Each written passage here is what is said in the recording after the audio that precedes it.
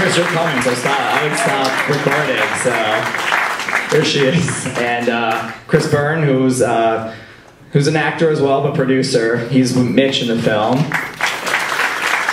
Gaynor Howe, come on down. I think we all know that beautiful face, so come on. And then Michael Piccirilli, I think we know who he is without the glasses, so yeah, round of applause, please. These guys are great. So, if you've been to a Q&A, I always do that whole thing of how the film blah blah blah. Not this time. I'm breaking that tradition. Mitch was from, I would say, where was he? Ireland? Yeah, let's say he was from Ireland. Yeah, he's okay, and your descent came from Australia. Yep. And Scotland. So, Diane, when you wrote this, what was with all the country, like the mixture of the countries in this? Did you have that in mind? I mean, when you wrote it? First of all, just thank you everyone for coming to see me. Yeah, thank you. When I wrote it, I'm from Scotland as well, and I live in Los Angeles, and I've moved around a lot in my life, so, you know, being in with different people seems normal to me, and certainly like in Los Angeles, you know, it's like a total melting pot. There's people from everywhere. I originally wrote it with the idea that the two characters would in fact be Americans.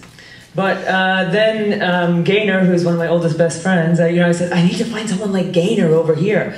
And Chris, my husband, said, you know, why don't you just get Gaynor to come over? And I went, oh yeah, perfect. And then Chris met him on the street. My husband met him on the street, but I met him on the street, so it's like a street, you know, it goes, you know, and he was you know, he was just great. And originally I thought of him being American. I said, yeah, don't do an accent, just, you know, be yourself, you know, and it's cool.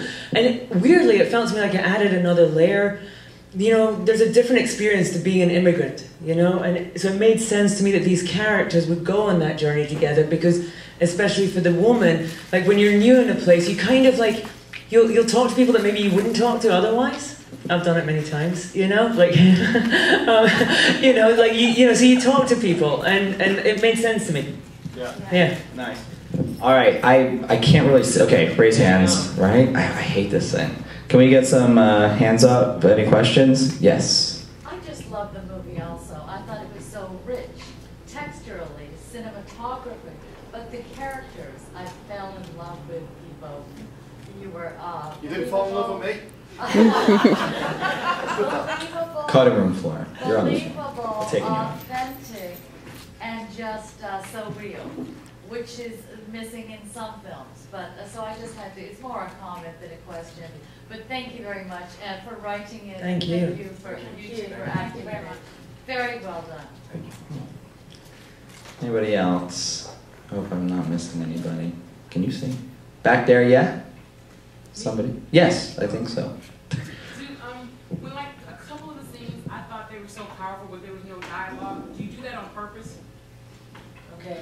Yeah, the scenes no dialogue. So the question was a couple of scenes. Like for example, when they in the sunlight, the sunrise, and they Yes. were dancing, it was real pop, but there was no dialogue. Yeah. And then again, when George cried, when he was on the projector, when she left the message, do you do that on purpose? Absolutely. I mean, I think, you know, like that's, to me, when I go to see movies, what I'm always looking for is like cinematic moments, you know, which are not necessarily dialogue based. And the funny thing was, like, I was worried after I wrote this script that it was a bit of a talking heads movie, you know, with people talking too much. But then when we started shooting some tests, the sort of visual language, you know, evolved, and you know, then I cut a lot of things. Like for instance, the pogo stick scene, that happened by chance, really, because we found, like, the pogo stick we found out in the desert. The second AD found it, and it wasn't in the script. And there used to be a scene where they sort of talked and made up after their fight, and then it was like, this is much better. Like, you know, you can have them like heal the little fight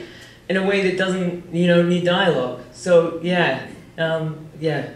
I was trying. Thank you. I've never been to a thing like this. This is cool. Yeah, glad you made it. Thank you so much.